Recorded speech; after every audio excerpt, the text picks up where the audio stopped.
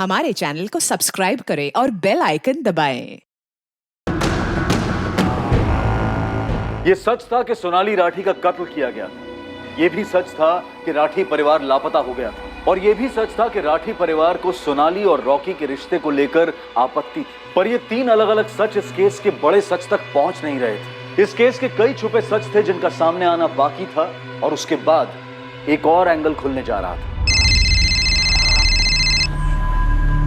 Hello, Himalaya Ahuja. जी आप कौन?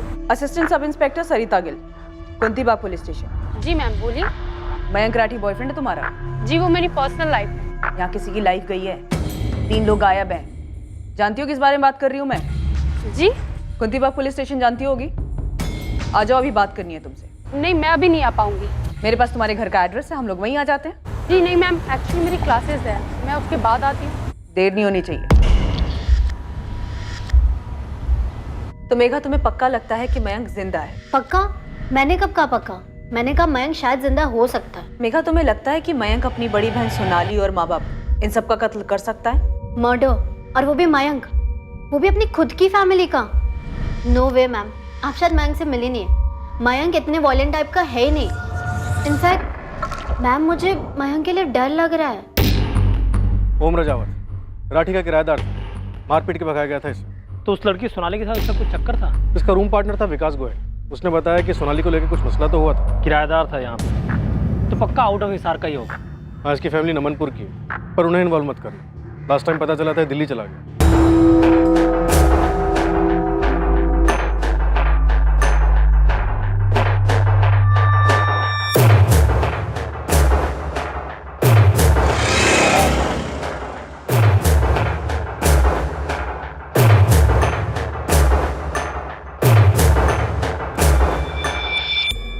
Sir आपने बुलाया मुझे?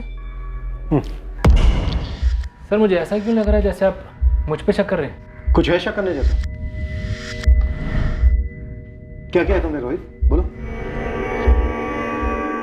तुमने उसकी बॉडी देखी? हाँ। मैंने सुना उसका गला। हाँ। कितना दर्द हुआ होगा ना उसको, कितना दर्द। पर ये तो होना ही था ना रॉकी। सर हमारे राठी जॉइंट परिवार का सबसे पहला बच्चा हूं मैं। सोनाली से पहले पैदा हुआ था। मेरे पापा ही नहीं बल्कि बड़े पापा भी मुझे अपना सबसे फेवरेट मांगते हैं। सर बड़े पापा ने हमेशा मुझे उनका सबसे बड़ा बेटा कहा है। मयंक और सोनाली से कभी अलग नहीं समझा उन्होंने मुझे। पर कार शोरूम के लिए तुम्हें पैसे नहीं दिए ना? सही है सर, कुरेद कर एक आधी खबर आपके हाथ लगी है और आप लगे कहानियां बुनने के लिए। ठीक है, पूरी कहानी तुम सुना दो। सर पूरी कहानी ये है कि ये सही है कि उन्होंने शोरूम के लिए मुझे पैसे नहीं दिए थे, लेकिन मेरे गैराज के लिए पैसे बड़े पापा नहीं दिए थे। बड़े पापा 4 मैकेनिक भी रेडी हैं ज्वाइन होने के लिए। जगह भी देख लिए, बहुत अच्छी जगह है। मुझे लगता है तो अच्छा काम करेगा इसमें। लागत कितनी बेटा इसमें?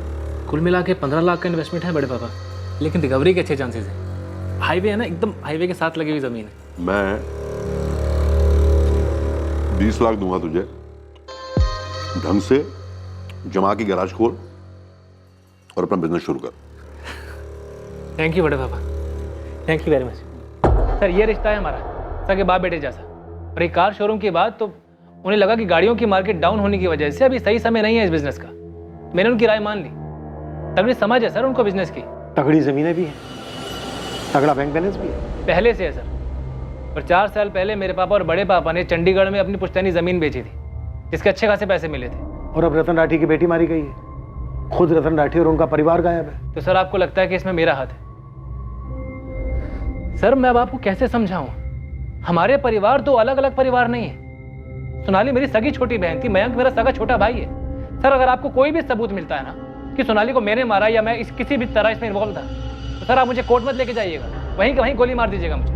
और तुम्हें इस बात का पूरा यकीन है कि हमें कोई सबूत नहीं मिलेगा? सर मुझे पूरा यकीन है कि सोनाली को रॉकी नहीं मारा है और उसने बड़े पापा, बड़ी माँ और मयंक के साथ कुछ करवा दिया है। मैं इस बात से हैरान हूं सर कि आपने अभी तक रॉकी पर रस्सी क्यों नहीं कसी है? जिस चीज पर कसी जानी चाहिए कसी जा रही, यानी कि मुझ पर, है ना सर? सर मैं जानता हूं कि मेरा नाम गिरीश दहिया ने आपको बताया, पर सर आप ये नहीं जानते कि रॉकी ने उस गिरीश को अपनी जेब में रखा हुआ है। रॉकी के पास कोई जादू की छड़ी है जिससे वो किसी को भी अपनी जेब में रख लेगा? सर आप उस रॉकी को नहीं जानते, लेकिन मैंने उसे बहुत करीब से देखा है। सर वो लोगों का ब्रेन वॉश कर रहा है, अपने आप को बचाने की कोशिश कर रहा है वो। रॉकी, तुम इस वक्त गहरे सदमे में हो, पर यह बात तुम भी अच्छी तरह जानते थे कि सोनाली आग से खेल रही है। मैंने भी वार्न किया था उसे।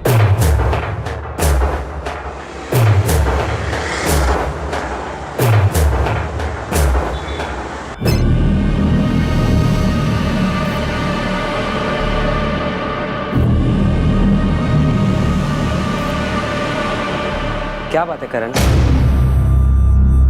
ना तो काम पर जा रहा है, ना कुछ बता रहा है।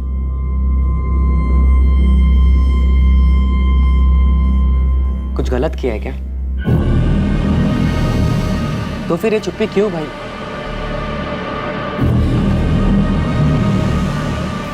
देख, अगर गलती से कुछ हो गया तो बता दे मुझे। हर चीज का हल होता है, मैं संभाल लूंगा। अच्छा बोल, क्या हुआ? आप क्या कह रही हैं मैम? मयंक का है हिमाली। मुझे क्या पता, मुझे खुद न्यूज़पेपर के जरिए पता चला कि मयंक की सिस्टर का मर्डर हो गया और उसका पूरा परिवार गायब है। फोटो छपे थे, शायद आप ही लोगों ने छपवाए होंगे। तुम इतना क्यों उत्तेजित हो रही हो? क्योंकि आप मुझसे ऐसे सवाल किए जा रही हैं। मुझे क्या पता कि मयंक कहाँ है। मयंक की सिस्टर का मर्डर हुआ है, तुम्हारा बॉयफ्रेंड और उसके माँ बाप गायब है। तुम पे कोई खास असर नजर नहीं आ रहा है। मुझे समझ में नहीं आ रहा आप मुझसे चाहती क्या है।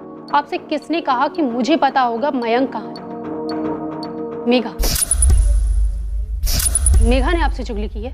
तुम कुछ तो जानती हो हिमाली। देखो, हम तुम्हारा फोन 24 घंटे टैप कर रहे हैं, तुम पे नजर भी रखे हुए हैं। अगर तुम ये सब अवॉइड करना चाहती हो तो बोल दो सब कुछ।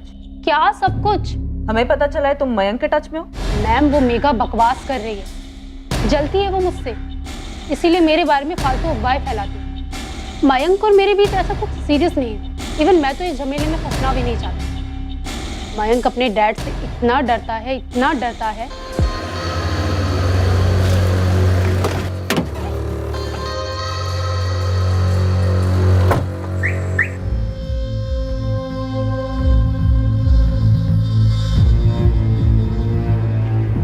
मयंक, मयंक, एक सेकंड। हाँ माँ। तेरे पापा आ गए।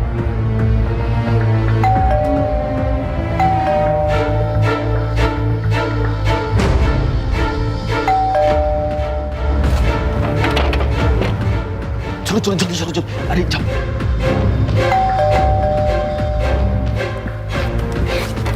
बाद में बात करता हूँ मैं।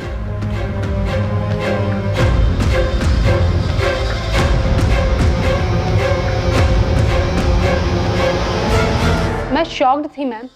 अपने डैड से इतना भी क्या डरना? अगर वो हमें साथ देख लेते तो क्या हमारी गर्दन काट देते?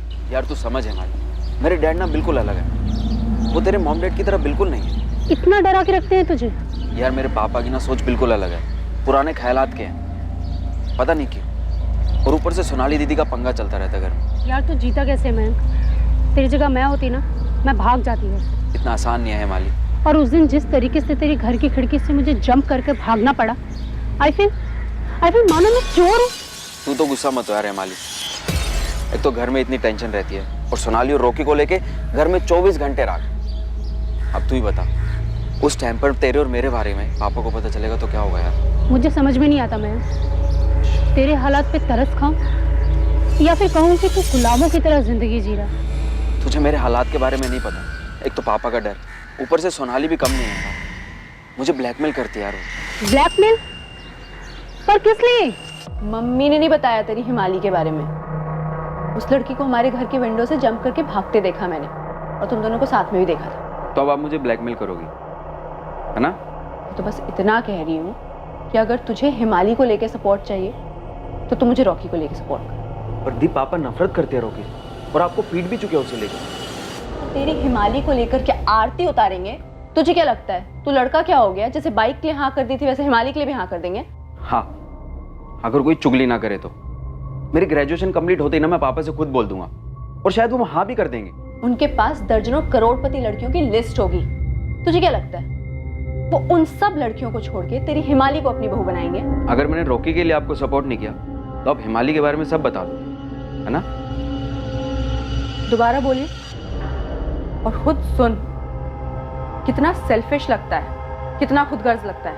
अरे मैं तो बस ये कह रही हूँ कि हम दोनों अब एक ही बोट में सवार हैं। किनारे लगेंगे तो साथ और डूबेंगे तो साथ। मयंक मुझे चक्कर आ रहे तेरी ये सब बातें सुन के। तो सोच यार, मुझे कैसा लगता होगा ये सब एक्सपीरियंस करते हुए। पर एक बात बोलूँ हिमाली, तू मेरे साथ है ना, तुम टुगेदर, तू मेरी स्ट्रेंथ है यार। मयंक इतना इमोशनली डिपेंडेंट हो गया था मुझ पर। सीरियसली मैडम, मैं सोच में पड़ गई थी कि मैं किस डेंजर जोन में फंस गई हूँ, इसलिए मैंने उससे ब्रेक ऑफ कर लिया। पूरा ब्रेक ऑफ? जी, tata bye bye full and final. 6 महीने हो गए। तो फिर मेघा को किस हिसाब से लगता है कि तुम मयंक के टच में हो? आप उसी से पूछिए ना, खुद को मयंक का बेस्टी कहती फिरती है पूरी दुनिया में। But you know what ma'am, मुझे पता है वो सीक्रेटली लाइक करती है उसे। उन दोनों के बीच में कुछ हुआ था? I don't know ma'am, even I don't care. मेरा नया बॉयफ्रेंड है अब, और अब आप मेरा फ़ोन टैप कीजिए और टैप डांस कीजिए। इस केस के बारे में आपको मुझसे और कोई जानकारी नहीं मिलने वाली। सो प्लीज़ मैम, मुझे इस केस से बाहर रखें प्लीज़। हिमाली, जब मयंक तुम्हारे साथ था तब उसने तुम्हें कुछ और बोला हो अपने पिता रतन राठी या बहन सोनाली के बारे में? उसके घर में क्या हो रहा था ये मुझे नहीं पता, पर मयंक और सोनाली दबे हुए थे अपने फादर के विशेष के नीचे, ये मुझे मालूम है। मैडम, क्या मैं अब जा सकती हूँ? और प्लीज़ मुझे इस केस से बाहर रखें। ओम रजावत का नाम सुना तुमने? एक तरफ कह रहे हैं मयंक जिंदा है, उसे ढूंढने की कोशिश कर रहे हैं, और ऊपर से मुझ पर भी शक कर रहे हैं। पापा, मैं बार बार कह रहा हूँ कि ये सब रॉकी ने किया है, रॉकी को ढूंढो। लेकिन बेटा, पुलिस ने मुझे स्टेशन की सीसीटीवी फुटेज दिखाई थी। उस वक्त वो मुंबई के लिए निकल गया था। सुनिए, मुझे लगता है जेठ जी ने गुस्से में कुछ कर दिया और कहीं जाके छुप गए। कुछ कर दिया? मतलब सोनाली को भाई साहब ने मार डाला? हजारों बार धमकी जो दे चुकी थी मारने की। तो फिर मारकर भाग क्यों जाते? ताकि उन पर शक हो जाए। हाँ, अगर बड़े पापा ने कुछ किया होता तो सीधा पुलिस स्टेशन जाके कंप्लेंट लिखवाते ना कि सोनाली गायब है। कुछ पूछा या बोला पुलिस ने? ओम रजावत के बारे में पूछ रहे थे। ओम रजावत? उसका क्या मतलब है? ये कि क्या हुआ होगा, कैसे हुआ होगा। जरूर विकास ने बात बताई होगी। सर, मैंने हिमानी के कॉल स्कैन किए, उससे सारे कॉल अपने नए बॉयफ्रेंड को ही किए हैं। मयंक के साथ वो पिछले 6 महीने से टच में नहीं है। तो बेसिकली मेघा ने जलन की वजह से हिमाली का नाम उछाला। एग्जैक्टली सर, ये मयंक का छुपे होने वाला एंगल होल्ड ही नहीं करता है। और ये रोहित वाला एंगल, हम एक पॉइंट तक पहुंच तो पाए हैं, पर वहां भी डेड एंड। और बचा ओम रजावत। कि रोहित बार बार बोल रहा है कि सोनाली के कत्ल में रॉकी का हाथ है। कहीं हम कुछ मिस तो नहीं कर रहे सर? सर, खुद तो मुंबई में जाके बैठा था ये रॉकी, क्या पता किसी के थ्रू कुछ करवाया हो, किसी को सुपारी दी हो। खबरें लगा दो काम पर।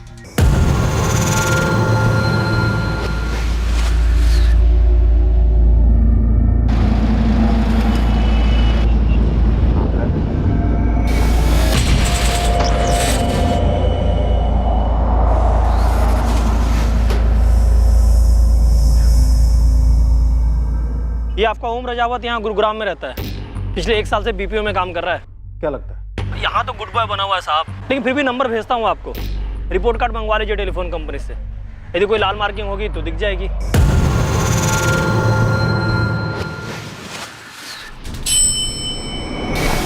ये क्या हुआ सोनाली को? मर्डर। इसका मतलब सोनाली के पिता ने उसकी हत्या कर दी? सोनाली के अलावा सोनाली के पिता, माँ और भाई, इन तीनों की भी हत्या हुई होगी। ये तो और भी दुख की बात है। क्या किया था राठी फैमिली ने जो उनके साथ ऐसा हुआ सर? लेकिन सर, मुझे एक बात नहीं समझ में आ रही कि गुड़गांव पुलिस मेरे फ्लैट पे आई, मेरे साथ गुस्से से पेश आई और मुझे उठाकर यहाँ हिसार ले आया गया। आपको क्या लगता है कि मैं क्या बता पाऊंगा इस मामले में? सबसे पहले हमें तो ये बता कि जब राठी परिवार गया किराएदार था तो राठी परिवार ने तेरी पिटाई क्यों की थी? राठी परिवार ने तुम्हें घर से क्यों निकाला था, और घर से निकलते वक्त तुमने उन्हें धमकी क्यों दी थी? तो आप उस धमकी को इस मामले से जोड़ें। एक मिनट सर, आप कहना क्या चाहते हैं कि 3 साल पहले मैंने जो धमकी दी थी उसे पूरा करने के लिए मैं वापस लौटा और राठी परिवार के सभी सदस्यों को आके मार दिया? धमकी दी थी तो धमकी देने के पीछे कोई वजह भी होगी ना? हाँ, दी थी। मेरा मतलब, मेरा जो रूममेट था विकास, मैंने उसके सामने गुस्से में कहा था कि इन सबको देख लूंगा। बहुत गुस्से में था, बहुत बुरी तरह से मारा था इन लोगों ने मुझे। सोनाली के कमरे में उसकी पिटाई हुई, उसके साथ गाली गलौज हुई, ये बात तुझे कैसे पता चली? पूछिए कैसे पता? कैसे पता? बोल। सर, उस रात जब मैं दीवार चढ़कर छत पर पहुंचा तो मुझे नहीं पता कि उस रात ऐसी कौन सी नई आवाज हुई जिससे वो दोनों बाप बेटे वहां, क्योंकि उससे पहले ऐसा कभी नहीं हुआ था।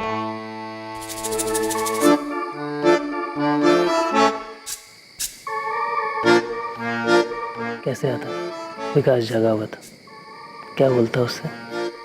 वो हर रात छत पर आती और हम मिलते, पर उस रात पता नहीं वो दोनों बाप बेटे कैसे आ धमके और रंगे हाथों पकड़े जाने पर सोनाली का एक अलग ही रूप देखने को मिला। किसी को भी गुस्सा आएगा ना सर।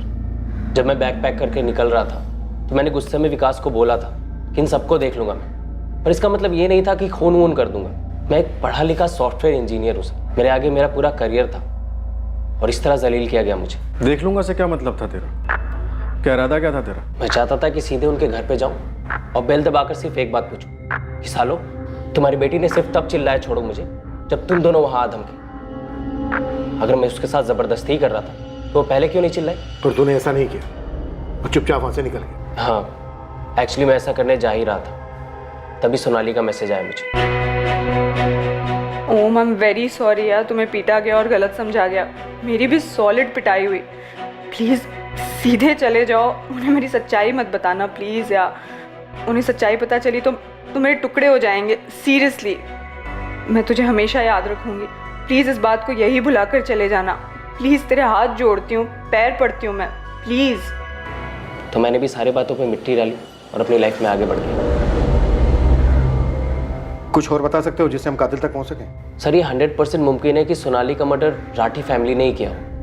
और अब जब रतन जी, मयंक और सुषमा जी गायब हैं तो ज़रूर सोनाली के साथ किसी लड़के का भी मर्डर किया होगा। रॉकी सिंह, लेकिन वो तो जिंदा है। ये तो बहुत अजीब है, क्योंकि या तो दोनों को साथ में मारते या फिर पहले उसे फिर सोनाली को मारते। अगर इन दोनों को मार के राठी परिवार कहीं छुप सकता है तो वो कहाँ जा सकते हैं? तुम 2 साल किराएदार थे उनके, कुछ तो बता सकते हो? उतना तो कभी ध्यान नहीं दिया सर। हाँ, सोनाली के चाचा है संजय राठी और उनका लड़का रोहित, वो भी मिले होंगे इस मर्डर में। काफ़ी करीबी रिश्ता है उनका और सोच भी एक जैसी है उनकी। उन दोनों बाप बेटों पर शक है हमें, लेकिन अभी तक उनके खिलाफ कोई सबूत नहीं मिला। इनका एक और खास है, गिरीश दहिया, जो स्टोर कम चलाता है, उनकी चमचागिरी ज़्यादा करता है। पता है सर, मैं जब भी उस रात के बारे में सोचता तो अपनी पीठ थपथपाता कि उस रात मैंने जोश से नहीं होश से काम लिया। अगर उस रात गुस्से में आकर मैंने रतन राठी को सब कुछ बता दिया होता कि मेरे और सोनाली के बीच क्या चल रहा है, तो शायद उसकी मौत ही हो गई होती। फिर एक सुकून भी मिलता है कि मैंने ऐसा होने नहीं दिया। और अब देखो, ऐसा ही हुआ। इन्वेस्टिगेशन इस केस के हर एंगल, हर मकसद के चक्कर काटने के बाद फिर वहीं आकर पहुंची जहां से इसकी शुरुआत हुई थी, ऑनर किलिंग का एंगल। अगर ये ऑनर किलिंग का केस था तो मर्डर के बाद रतन राठी, उसकी पत्नी सुषमा राठी, बेटा मयंक राठी कहां गायब हो गए थे? फिर 1 हफ्ते से छपा रहे हैं सर, लेकिन कोई खबर नहीं। राठियों के बैंक अकाउंट्स में कोई मूवमेंट? No sir. रईस परिवार है। अब तक हम ये मानकर चल रहे हैं कि उन्होंने अपनी बेटी की ऑनर किलिंग की। भला कोई इतने महीनों तक अपना घर बार, इतना बड़ा बिजनेस छोड़कर कैसे गायब रह सकता है? ऑनर किलिंग नहीं है, और अगर इन तीनों को कत्ल किया गया तो लाशें तो होनी चाहिए। 6 महीने बीत चुके, अभी तक कहीं से कोई मैचिंग लावारिस लाश तक रिपोर्ट नहीं। तो मोटा मोटा अभी तक इस केस को लेकर हमारे पास कोई लीड नहीं। No sir. इन्वेस्टिगेशन एक डेड एंड पर आ पहुंची थी। राठी परिवार के तीनों सदस्यों की कोई खबर सामने नहीं आई थी। सोनाली का प्रेमी रॉकी और उसकी ऑफिस कलीग प्रज्ञा के बीच बढ़ती करीबी देखी गई, पर कोई ऐसा सुराग नहीं मिला जो सोनाली के कत्ल की तरफ इशारा करता। सोनाली के मर्डर को और राठी परिवार को गायब हुए अब पूरा 1 साल बीत गया, और फिर जुलाई 2018 में अचानक इस केस से जुड़ी एक बात सामने आई।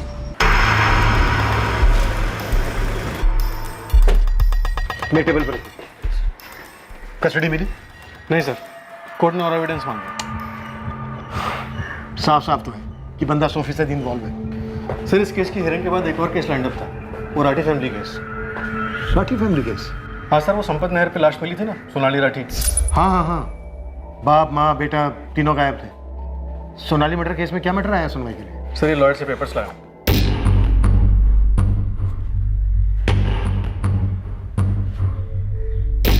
संजय राठी अपने बड़े भाई रतन राठी की प्रॉपर्टी और बैंक अकाउंट पर क्लेम कर रहा है। हाँ सर, सुनते ही मुझे खटका हुआ। फिर मैंने उनके वकील से बात की और उसने बताया कि संजय ने मजिस्ट्रेट के सामने ही अर्जी डाली। हमसे एंगल छूटा तो नहीं था, लेकिन इस एंगल में हमें कुछ ठोस मिला भी नहीं था। हाँ, आप कहना क्या चाह रहे हैं? आपके बड़े भाई, उनकी पत्नी, उनका बेटा अभी गुमशुदा हैं और आप उनकी सारी प्रॉपर्टी अपने नाम करने की कोशिश में लगे हैं। तो आप उन्हें ढूंढने की कोशिश कर रहे हैं क्या बीबी? तो ना करें, केस क्लोज कर दें। आपकी मुझसे ऐसे बात करने की हिम्मत कैसे हुई जॉन साहब? इशारा क्या है आपका? सर, 1 साल से ऊपर हो चुका है, ना तो आप सोनाली के कातिल को ढूंढ पाए, ना ही बड़ी पापा, बड़ी माँ और मयंक का पता लगा पाए। मिसिंग है, गायब। अभी तक कुछ पता नहीं है उनके साथ क्या हुआ। और आप उनकी सारी प्रॉपर्टी, सारे बैंक अकाउंट्स अपने नाम ट्रांसफर करने में लग गए। आप लोगों ने इंतजार भी करना ठीक नहीं समझा। किस चीज का इंतजार करते हैं? अगर बैंक खाते को संचालित ना किया जाए तो बैंक उस खाते को फ्रीज कर सकता है। भाई साहब का अकाउंट पहले ही डोरमेंट हो चुका है। अगर भाई साहब, भाभी और मयंक का कुछ पता नहीं चला तो उनकी सारी प्रॉपर्टी का क्या होगा? सर, पापा ने प्रॉपर्टी बतौर वारिस क्लेम नहीं की है। उन्होंने बस एक एफिडेविट फाइल किया है कि संजय राठी रतन राठी के छोटे इकलौते सगे भाई हैं और रतन राठी की प्रॉपर्टी, अकाउंट वगैरह वैसे बंद नहीं कर सकते। पापा उनकी देखरेख करेंगे जब तक कि बड़े पापा या उनके परिवार में से किसी की कोई खोज खबर नहीं मिल जाती है, तब तक। पहले आप उस एफिडेविट को अच्छी तरह से पढ़िए, फिर हम पर यह वाहियात और घटिया इल्जाम लगाइए। मैंने उस एफिडेविट में लिखा है कि सोनाली का मर्डर हो गया है।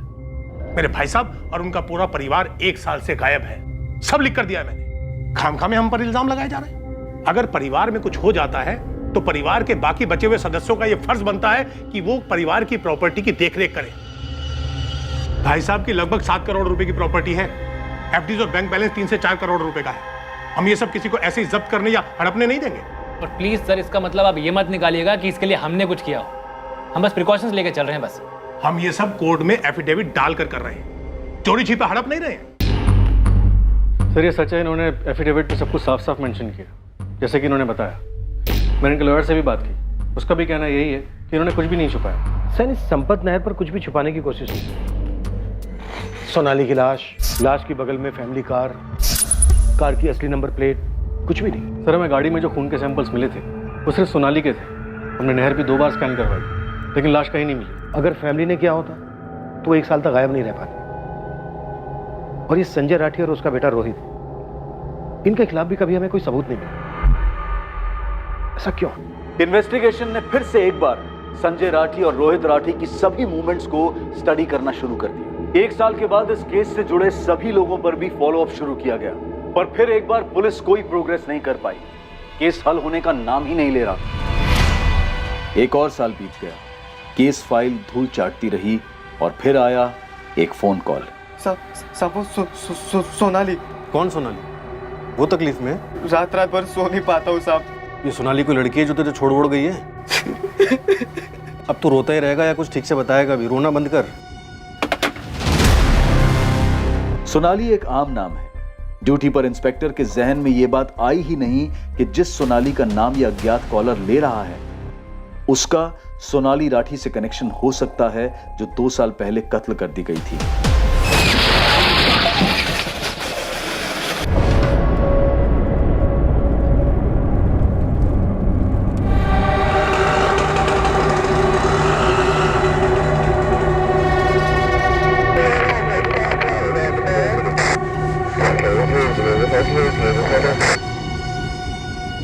साहब, मैं ईश्वर सिंह, मेरे छोटे भाई का नाम करण सिंह है। हमने अंदर क्या किसी केस में? नहीं साहब, वो तो आपको फ़ोन किए जा रहा था, कुछ बताने की कोशिश कर रहा था सोनाली के बारे में। हाँ, 1 हफ्ते पहले की बात है। रोए जा रहा था फ़ोन पर, ठीक से बात नहीं हुई हमारी। क्या हुआ, क्या बात है? साहब, 3 दिन पहले मेरा भाई एक्सीडेंट में मारा गया साहब। ओह, क्या कहना चाहता था वो? मुझे भी नहीं बताया साहब। 2 साल से बिल्कुल हिला हुआ था, दिमागी तौर पर ठीक नहीं था साहब वो। हमने डॉक्टर, वैद, हकीम सबको दिखाया पर कोई असर नहीं हुआ साहब। काम काज भी छोड़कर बैठा था, कुछ खाया जा रहा था साहब उसे। तो तुम क्या चाहते हो ईश्वर? उसके कपड़े और चीज़ें अलग कर रहा था किसी गरीब को देने के लिए साहब। तब ये मिला साहब। मेरा भाई 7वीं से आगे पढ़ नहीं पाया, पर वो लिख सकता था साहब। और 2 साल मैं भी कभी समझ नहीं पाया कि करण क्यों ठीक से कुछ बता नहीं पा रहा कि क्या हुआ है उसके साथ। करण जो किसी से नहीं बोल पाया वो सब इसमें लिख दिया है साहब।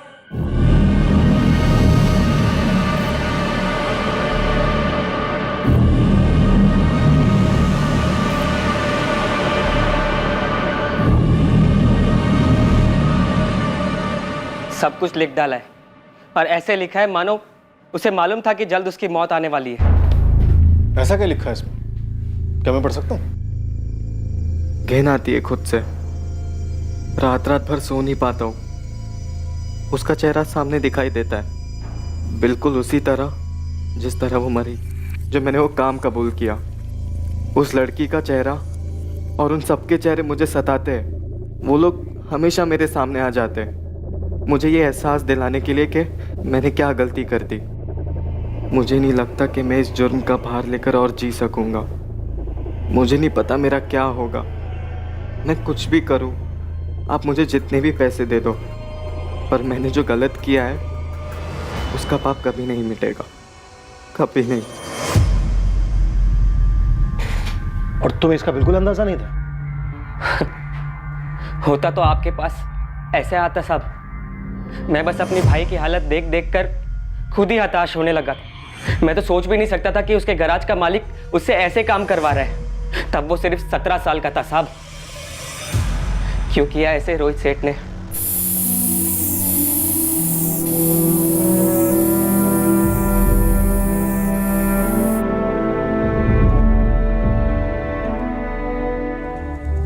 सोनाली राठी के कत्ल का मकसद और मुजरिम दोनों इन्वेस्टिगेशन के सामने ही थे, शुरुआत से ही थे। रतन राठी, सुषमा राठी और मयंक राठी के लिए जो भी खोज की गई थी वो बेकार थी।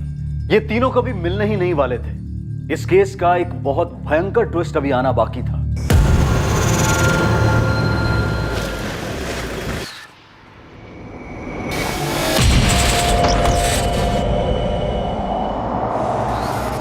जी सैनी साहब। शक तो हमें पहले से ही था और हमारी लाइन में अक्सर ऐसा होता नहीं है, पर कभी कभार तकदीर सबूत खुद हमारी झोली में डाल जाती है। क्या मिला है आपको? तुम, और तुम्हें हमारी गोदी में डाला एक लड़के की आत्मा ने। करण सिंह नाम था उसका, जो 3 दिन पहले एक एक्सीडेंट में मारा गया। कभी यहाँ इस गैराज में काम करता था और तुमने उससे ऐसा घिनौना काम करवाया जिसने उसे जीते जी मार डाला। वो खुद तो मर गया लेकिन अपने पीछे सबूत छोड़ दिया। वैसे मैं सुपर स्टोर गया था गिरीश दैया को ढूंढने के लिए। सुपर स्टोर बंद है। वो भी चला गया। कहाँ चला गया? ऊपर, हमेशा हमेशा के लिए। रोहित सही कह रहा है सर। इस गिरीश ने 2 महीने पहले पंचकुला के एक लॉज में जहर खा के सुसाइड कर लिया। गिल्ट, अफसोस की वजह से। ऐसा ही कुछ होना चाहिए सर। आप मुझे जितने भी पैसे दे दो, पर मैंने जो गलत किया है उसका पाप कभी नहीं मिटेगा, कभी नहीं। मुझे अब पैसे नहीं चाहिए रोहित भैया, गिरीश भैया। करण की तरह गिरीश को भी पछतावा होने लगा था, अफसोस होने लगा था अपने किए पर, इसलिए खुद की जान ले ली। पछतावे का तो पता नहीं सर, पर आप खुद ही देखिए, सब कुछ इतना सही जाने के बाद भी कुछ भी सही नहीं हुआ। कुछ भी सही नहीं हुआ सर। क्या काम कर गए? क्या फायदा क्या हुआ रोहित? कुछ भी नहीं। क्या क्या प्लानिंग की, कैसे पुलिस को घुमाया, तुमने उन्हें रॉकी की तरफ धकेला और मैंने उन्हें तुम्हारी तरफ। एक सबूत पुलिस के हाथ नहीं लगने दिया, लेकिन आज लगभग 2 साल बाद हमारे हाथ में क्या लगा? कुछ भी नहीं। गिरीश, मुझे भी कम फ्रस्ट्रेशन नहीं है, समझा? देखो अभी पापा ने एफिडेविट डाला है कोर्ट में, क्या बोलता मजिस्ट्रेट, लेकिन वकील ने एक बात साफ बोल दी है, जब तक पुलिस इन्वेस्टिगेशन केस क्लोज नहीं कर देती है ना, तब तक कोई फैसला नहीं आएगा। हाँ तो चल के बता देते ना पुलिस को रोहित, चल के बता देते हैं कि रतन जी, सुषमा भाभी, मयंक, वो लोग जिंदा नहीं है। गिरीश, तू भी करण की तरह बावला हो गया क्या? मरना है तुझे? तो अभी कौन सा जिंदा है, अभी कौन सा जी रहे हैं हम? बस इंतजार कर रहे हैं दोनों। सबको मारकर अपनी जिंदगी बनाना चाहते थे। क्या हाथ लगा? कुछ नहीं। अरे रोहित बेटा। नमस्ते बड़ी मम्मी जी। अरे आ जाओ, अंदर आओ, आ जाओ।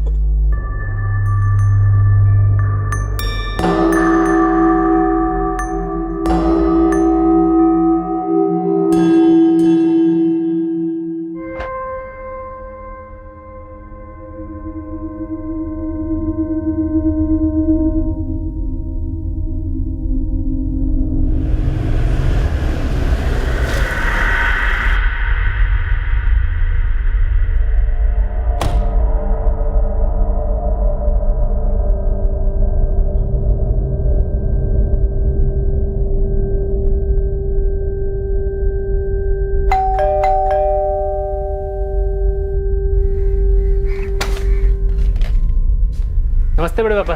अरे रोहित, कैसा बेटा? जी अच्छा।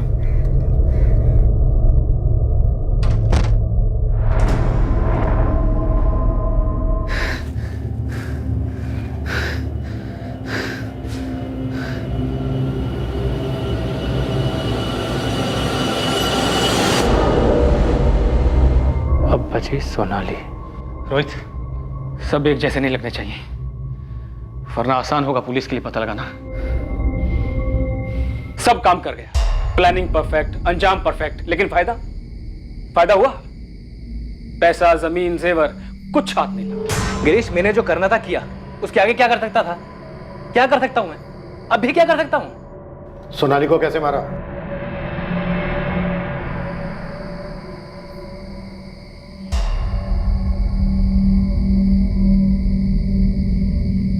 अरे रोहित भैया, आप बाहर क्या कर रहे हैं?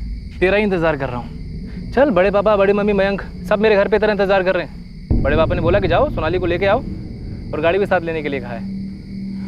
रोहित भैया, अगर आप सब लोग मिलके मुझे लेक्चर देने वाले हैं रॉकी को छोड़ने के लिए, तो इस बार छोड़ने के लिए नहीं, जोड़ने के लिए बोला है।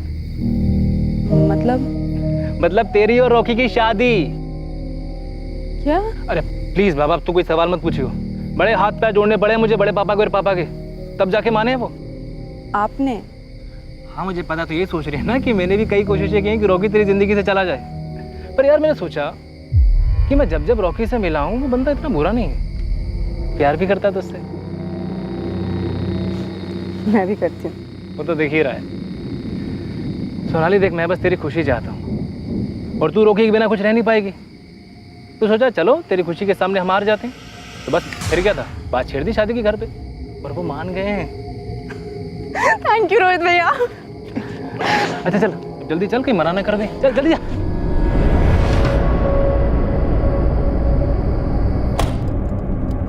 मैंने सोनाली से बोला कि मैं बीच में किसी काम के लिए उतर रहा हूँ। उसने माइंड नहीं किया, वो अपनी खुशी में खोई हुई थी, उसकी शादी जो होने वाली थी।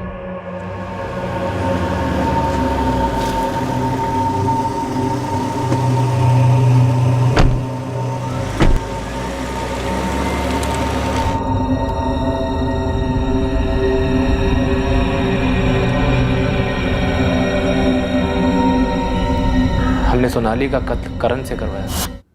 सोनाली की लाश कार के साथ नहर पर छोड़ना, ये पैतरा था ना तेरा, ताकि हमें बाकी की तीनों लाशें न मिले। बाकी तीनों बॉडी के साथ क्या किया था? वहीं आगे नहर में बहा दिया था।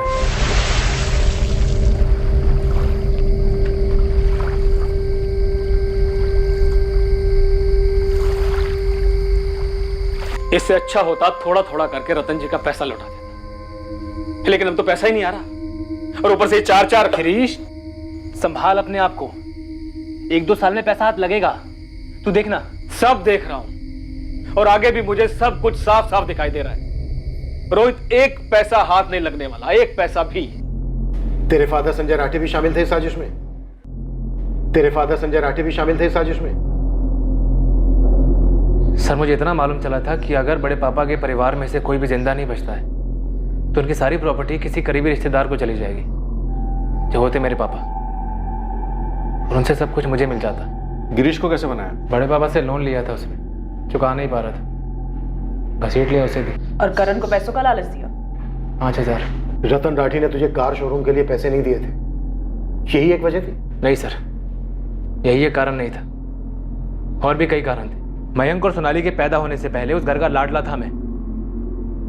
बड़े पापा अपना बेटा मानते थे मुझे, हर मांग पूरी करते थे, पर जैसे उनके अपने बच्चे हुए, अपनी सारी प्रॉपर्टी मयंक के नाम से खरीदते थे। और सोनाली अगर भागकर रॉकी से शादी कर लेती ना, तो उसे एक पैसा नहीं मिलता, उसका सब कुछ भी मयंक को मिल जाता। मुझे क्या मिलता? मुझे तो कुछ भी नहीं मिलता ना। यही सब सोच के मेरा दिल जलकर राख हुआ जा रहा था। और जब मैं उनके पास शोरूम के लिए पैसे मांगने गया तो मना भी कैसे किया? कैसे? तेरे बस का नहीं है शोरूम वोरूम। क्यों बड़े पापा, अब ऐसा क्यों बोल रहे हैं? क्योंकि बिजनेस करने के लिए अकल चाहिए, और वो तेरे अंदर है नहीं। क्यों अकल नहीं? गैराज ठीक से तो चला रहा हूं मैं। इसे तू ठीक से चलाना कहता है? तेरे पे तरस खा के तुझे गैराज दिया मैंने, क्या किया तूने उसका? बड़े पापा पर देख बात सुन, ये रिश्तेदारी अपनी जगह पे है, घाटे का धंधा मैं किसी के साथ ना करूं। बड़े पापा, पर आपने कहा था कि बिजनेस शुरू करने में आप मुझे सपोर्ट करेंगे। चंडीगढ़ में भी जब आप घर ले रहे थे, आपने कहा था मेरे नाम पर लेंगे, वो भी अल्टीमेटली आपने मयंक के नाम पर ले लिया। जलन होती है ना मयंक से। बड़े पापा, जलन क्यों होगी? पर आप मेरे लिए कुछ भी नहीं कर रहे हैं।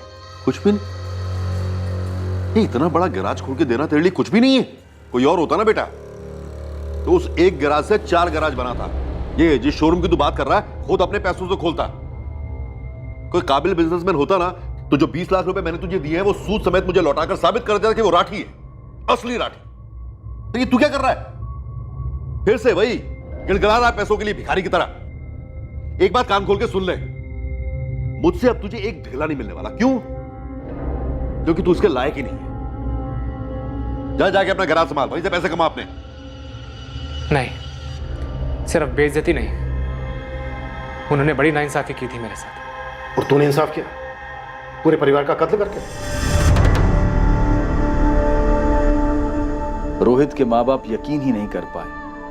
वो ये जानकर सदमे में थे कि उनके बेटे रोहित ने अपने बड़े पापा और उनकी पूरी फैमिली का सफाया कर दिया था। रॉकी हैरान था ये जानकर कि सोनाली के कत्ल का कारण उसका और सोनाली का संबंध नहीं था। रतन राठी, सुषमा राठी और मयंक राठी की लाशें आज की तारीख में भी नहीं मिली हैं। रोहित की किस्मत में अब यही है कि उसे एक नहीं बल्कि 4 मर्डर्स के चार्जेस का सामना करना पड़ेगा। किस्मत किसी की नहीं बदली यहां, और अच्छे के लिए तो बिल्कुल ही नहीं। जब कलम हो जुर्म की और स्याही हो किसी मासूम के लहू की, तो फिर अच्छी तकदीर भला कैसे लिखी जाएगी? ऐसे कई केसेस हैं जहां कातिल ने कत्ल को बड़ी सफलता से छुपाया, पर अपने जमीर, अपने दिलो दिमाग पर वो लंबे अरसे तक पर्दा नहीं डाल पाए। उन्हें अपराध बोध सताता है, डर दबाता है, और जिंदगी का हर एक दिन किसी सजा से कम नहीं लगता। अरमान होना कोई गुनाह नहीं है, और किसी और से अपनी तुलना करना भी कोई पाप नहीं है, लेकिन उस लेवल को हासिल करने के लिए, उस मकाम तक पहुंचकर खुशी से रहने के लिए सिर्फ और सिर्फ ईमानदारी, काबिलियत और मेहनत के रास्ते पर चलना होता है। किसी और से उसे जुर्म के जरिए छीनना इंसान को सुकून के रास्ते पर नहीं बल्कि अंधी गली में छोड़ देता है, जीवन भर तड़पने के लिए। और हाथ में क्या आता है? कुछ नहीं। अब मैं अनूप सोनी आपसे विदा लेता हूं, और याद रखें, जुर्म और आपके बीच में सिर्फ इतना फर्क है कि आप कितने सतर्क हैं। सतर्क रहें, सुरक्षित रहें। जय Hind. For more updates, subscribe to our channel, click the show links and enjoy watching the videos.